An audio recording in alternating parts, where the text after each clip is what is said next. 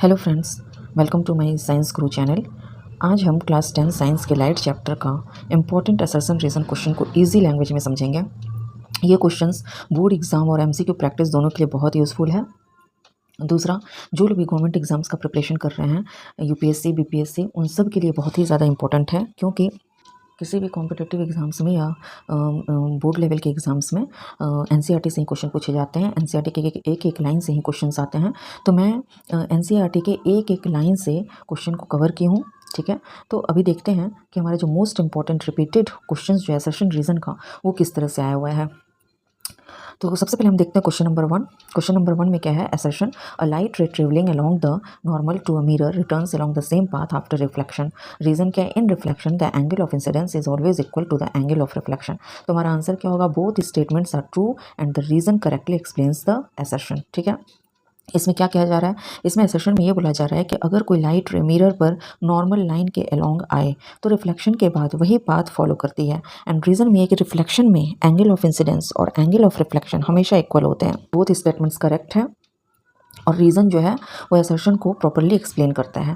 Explanation में हम देखते हैं, because the ray falls along the normal the angle of incidence becomes 0 degree. So the angle, इसमें क्या हो रहा है कि रे जो है नॉर्मली फॉल कर रहा है, नॉर्मली आ रहा है, तो इसमें एंगल ऑफ इंसिडेंस क्या हो जाता है? अगर रे नॉर्मल फॉलो करता है तो एंगल ऑफ इंसिडेंस 0 हो जाता है, 0 डिग्री। और हमें पता है कि एंगल ऑफ इंसिडेंस जो है एंगल ऑफ रिफ्लेक्शन के इक्वल होता है, तो एंगल ऑफ रिफ्लेक्शन भी 0 डिग्री हो जाएगा और इस वजह से रे जो है वो अपने ही सेम पाथ को रिट्रेस करेगा। ठीक है, अब हम देखते हैं क्वेश्चन नंबर 2। क्वेश्चन नंबर 2 के एसेशन में है, large concave mirrors are used in solar cookers and reason a concave mirror converges light rays at one point. तो क्या बोल रहा है एसेशन में? सोलर कुकर में बड़े कॉन्केव मिरर्स का यूज़ किया जाता है और रीज़न ये है कि कॉन्केव मिरर लाइट रेज को एक पॉइंट पर कलेक्ट करता है। तो हमारा आंसर क्या होगा? दोनों ही स्टेटमेंट सही हैं एंड रीज़न ही इसका करेक्ट एक्सप्लेनेशन है। एक्सप्लेनेशन में हम देखते हैं, a concave mirror focuses sunlight at one point producing high heat energy for cooking. अब इसमें क्या होता है कि कॉन्केव मिरर जो है वो जो सनलाइट है उसको एक पॉइंट पे बहुत ही ज़्यादा फोकस कर देता है, जिससे कि वहाँ पर क्या होता है, हाई हीट एनर्जी जो है वो प्रोड्यूस होता है। किस चीज़ के लिए? कुकिंग के लिए। ठीक है, क्वेश्चन नंबर 3 में देखते हैं, सेशन है, a pencil partially dipped in water appears bent. क्या बोल रहा है? पानी में आधी डूबी हुई पेंसिल टेढ़ी दिखती है। ठीक है, और रीज़न क्या बोल रहा है? Light rays coming from the submerged part bent due to refraction and appear shifted upward. तो रीज़न में क्या है? वाटर के अंदर से आने वाली लाइट रेज बेंड हो जाती है, इसलिए पेंसिल की पोजीशन बदली हुई लगती है। तो हमारा जो आंसर होगा वो क्या होगा? बोथ स्टेटमेंट्स आर ट्रू, दोनों स्टेटमेंट सही हैं और रीज़न जो है वो प्रॉपर एक्सप्लेनेशन देता है। मैं आपको बता दूं कि जितने भी वीडियोस मैं बना रही हूँ इसका जो है मेरे पास पीडीएफ अवेलेबल है। ठीक है, तो अगर आपको पीडीएफ चाहिए होगा तो डिस्क्रिप्शन में हमारा व्हाट्सएप कॉन्टैक्ट दिया हुआ है लिंक, आप उस पर जाकर हमारे व्हाट्सएप से कॉन्टैक्ट करके, आपको कॉल नहीं करना है, सिर्फ आप हमारे व्हाट्सएप पे मैसेज कर सकते हैं। तो आप मैसेज के थ्रू हमसे पीडीएफ जो कि पेड है, आप पीडीएफ को लेकर अपना डाउट क्लियर कर सकते हैं अगर आपको पीडीएफ चाहिए तो। अदरवाइज़ मैं सारी चीज़ें वीडियोज़ में तो बता ही रही हूँ। तो दूसरी बात यह है कि चैप्टर वाइज जो हमारा पीडीएफ है वो 29 रुपीज़ मात्र का है। ठीक है, तो जैसे अगर किसी को लाइट चैप्टर में प्रॉब्लम आए तो वो सिर्फ लाइट चैप्टर का पीडीएफ ले सकता है। जिसको होल बुक का पीडीएफ चाहिए है ना, क्लास 10 के whole book, whole science book का पीडीएफ चाहिए, तो उसके लिए हमारा जो पैकेज है वो 499 का है, जिसमें आपको सारे चैप्टर्स मिलेंगे। आप अगर सिर्फ एक चैप्टर चाहते हैं तो वो 29 रुपीज़ का है, वो चाहे तो कोई भी चैप्टर हो। ठीक है, तो आप चैप्टर वाइज भी पीडीएफ ले सकते हैं और फिर पूरा बुक का भी आप पीडीएफ ले सकते हैं। ठीक है, तो जैसा है आप मेरे से व्हाट्सएप पे बात कर सकते हैं। तो चलिए अब आगे की ओर क्वेश्चन देखते हैं। एक्सप्लेनेशन में देखिए, due to refraction light from the submerged part bends and makes the pencil appear bent above the water surface. तो रिफ्रैक्शन की वजह से ये प्रोसेस होता है। ठीक है, अब देखते हैं क्वेश्चन नंबर 4। ये सारे ही क्वेश्चंस जो बोर्ड एग्जाम में ये जो बोर्ड का जो लेवल है, जो आज के डेट में जो कॉम्पिटिटिव, किसी भी कॉम्पिटिटिव एग्जाम्स का जो लेवल है, उस लेवल को देखते हुए मैं ये सारे क्वेश्चंस बनाई हूँ और ये सारे ही क्वेश्चंस बार बार रिपीट हुए हैं। ठीक है, तो ये बहुत ही ज़्यादा इंपॉर्टेंट और आपको बहुत ज़्यादा इन क्वेश्चंस को ध्यान देकर पढ़ना है। लाइट के एमसीक्यूज़ में बहुत सारा अपलोड की हूँ अपने चैनल पर, आप प्लेलिस्ट में जाकर देख सकते हैं। बहुत सालों से मैं वीडियो नहीं डाल पा रही थी, लेकिन अब हमारा वीडियो हर रोज़ आएगा। कुछ इशू की वजह से मैं नहीं डाल पा रही थी, लेकिन अब हमारा वीडियो जो है वो हर रोज़ अपलोड होगा। तो जो क्वेश्चंस के थ्रू आप बुक की तैयारी करेंगे तो वो ज़्यादा आपको समझ में आएगा। सिर्फ एक बुक रीड कर लेने से आप क्वेश्चन सॉल्व कर लेंगे, ऐसा बिल्कुल भी नहीं होगा। अगर आप क्वेश्चन सॉल्व करते हैं तो आप किसी भी तरह का क्वेश्चन के थ्रू बुक को रीड करते हैं, क्वेश्चन सॉल्व करते हुए बुक को समझते हैं, तभी आप उस चैप्टर को समझ पाएंगे। तो मैं हर तरह के क्वेश्चंस को ला रही हूँ। आज तो मैं सेशन रीज़न दे रही हूँ, फिर मैं value based questions, competency based questions, इस तरह के क्वेश्चंस हर रोज़ अपलोड करूँगी।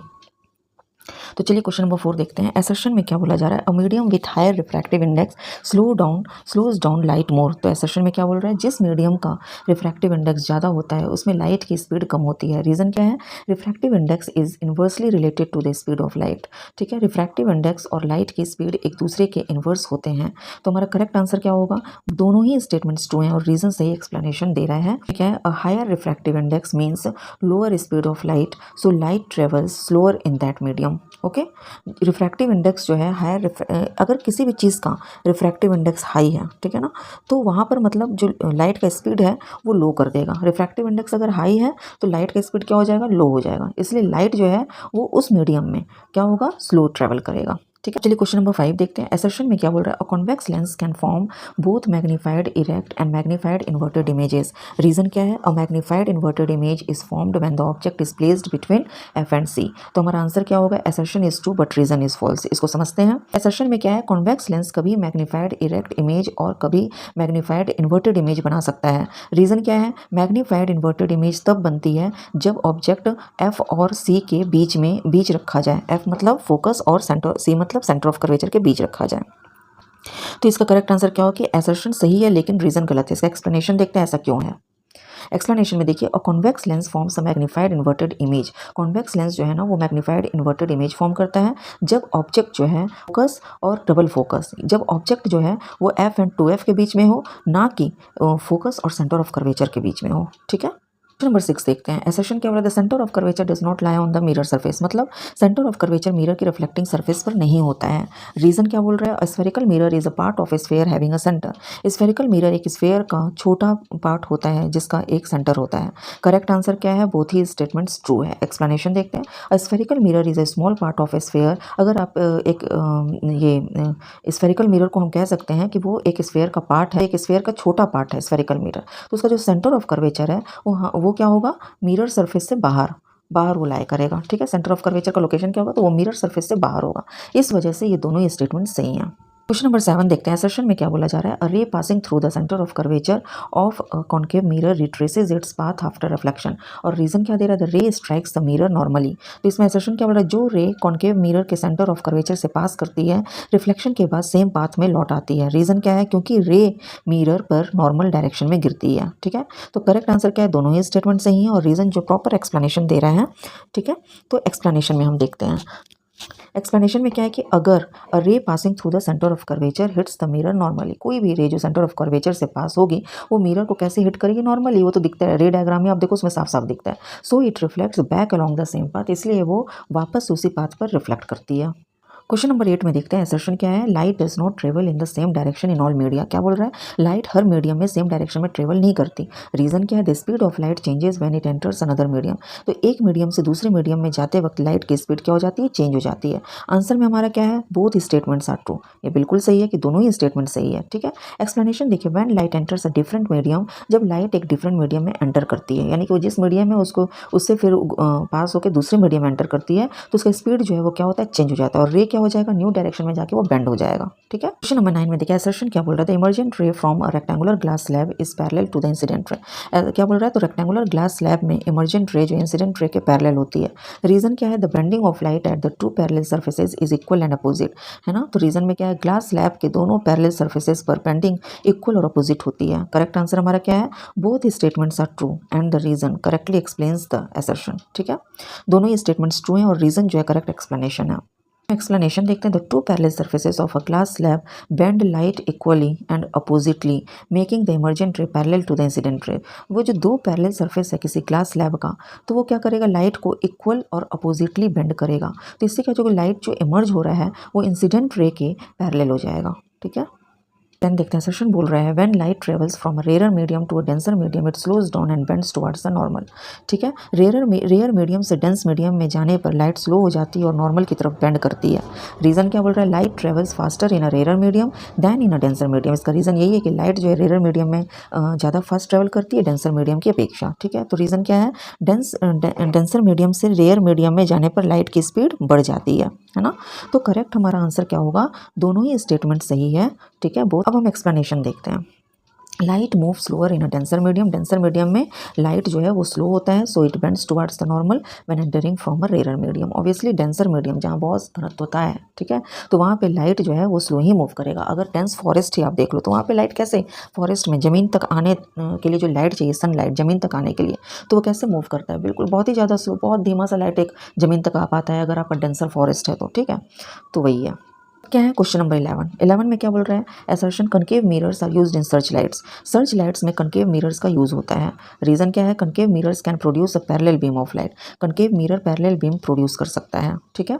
करेक्ट आंसर क्या है, तो करेक्ट आंसर है बोथ स्टेटमेंट्स आर ट्रू, दोनों ही स्टेटमेंट से। अब एक्सप्लेनेशन देख लेते हैं। इनफैक्ट जो मिरर जो है वो स्ट्रॉन्ग पैरेलल बीम में लाइट को रिफ्लेक्ट कर देता है, जो कि सर्च लाइट्स के लिए बहुत ही ज़्यादा यूजफुल होता है। क्वेश्चन नंबर 12 देखते हैं। लाइट असर्शन क्या है, light travels faster in glass than in air. तो असर्शन में क्या है, ग्लास में लाइट जो है एयर से फास्टर ट्रेवल करती है।